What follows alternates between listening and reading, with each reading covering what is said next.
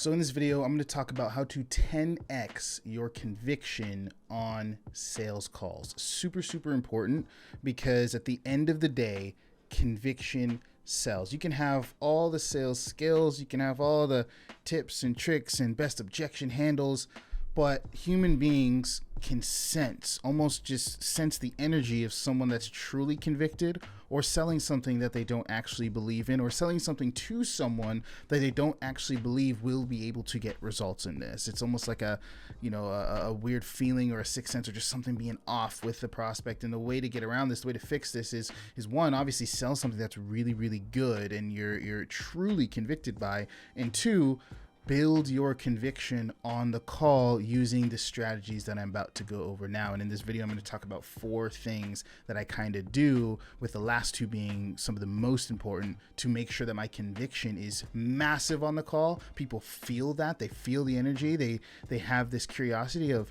why is this person so convicted? Why is this person so sure that I'm going to be able to win with this? Therefore, passing on that energy, passing on that belief to allow them to move forward and buy and join the program or join the service or whatever it is I'm selling with massive confidence, because that's what it's about at the end of the day. Sales is a transfer of belief. It's a transfer of feeling. So let's jump right into it.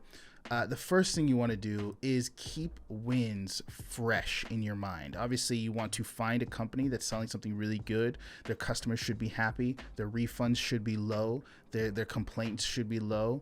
And you want to take those wins, take those stories, and replay them over and over and over again on a daily basis. Now, when you're first starting out on a sales offer, you're gonna have to rely heavily on past wins from, others, the success team, or the deals that were closed by other closers or appointment setters.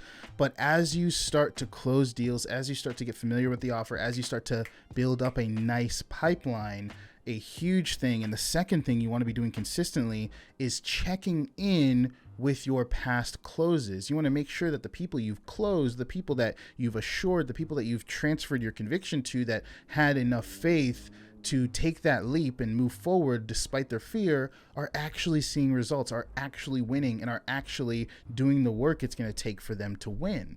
And that's going to be a massive increase to your conviction, because it's those sales calls where you really had to hold their hand, you really had to lead them, you really had to challenge them on their negative beliefs and their limiting beliefs to finally get out of the situation they've been struggling with for years. And they finally took that leap, they finally took the step, they finally moved forward to just change their situation. And then to see that come around full circle, where now they're completely in a different light, they're winning, they're enjoying, they're having a great time, is going to be massive. For me personally, whenever I was closing deals, and whenever I do close deals to this day, it is just an awesome feeling to see those people win. And it's even more convicting than just the wins from other people that joined the program through some other means, not through myself being closed. So that's a huge thing that you definitely want to do, is check in on your people. Not only will it give you the conviction, but huge referral opportunities to just pad the paycheck, get tons of easy closes in by building long-term relationships. A sale isn't the end of your relationship. The sale is the start of your relationship with that person. And if they're happy and they're winning and they're having a good time and getting great results, they're going to refer more people to you, and those people will close at an insanely high rate because there's a lot of trust already built in the person that made the connection. So that's another big reason to stay on top of and stay in touch with the people that you close. The third thing that you want to make sure that you're doing, now this is what you want to do on the sales call to make sure your conviction stays high, is treat the call like an interview.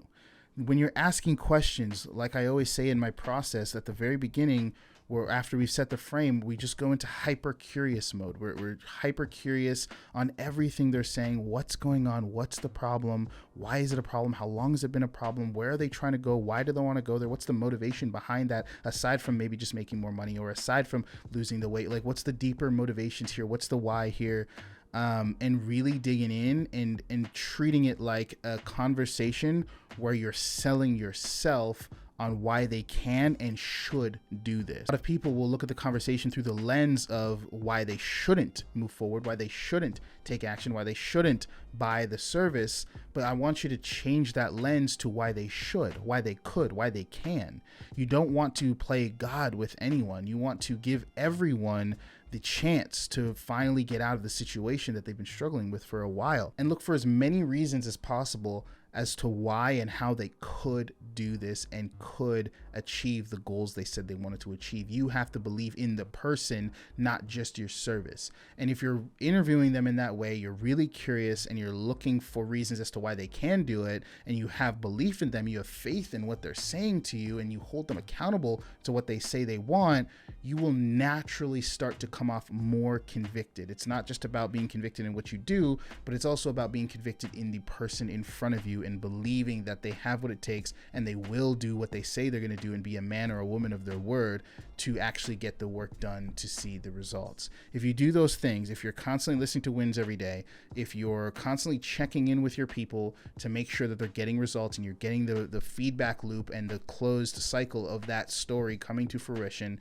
if you are treating every single call like an interview and just getting hyper curious on what is going on, what's the motivation here, are they willing to do the work, are they ready for this change, and then on top of that you're putting a 10 on everyone's head and selling yourself throughout the call on why they can and should do this, you will be massively convicted. And when you go into the end of the call, when you go for the close, and if they do have any concerns or objections, you will be able to easily stay stoic and have the confidence and conviction to help them move forward and overcome those fears. So I'm going to end it there. Hopefully that was helpful for any of you that are struggling with being convicted on your sales calls. Let me know in the comments below. Leave a like if you enjoyed the video. And if you want to see more videos like this, be sure to subscribe to the channel. I'll see you guys in the next. If you want to get into high ticket sales and you want to learn what this industry is about, how to find the best companies to partner with and actually get them to hire you, how to develop the sales skills needed to be successful, work completely remotely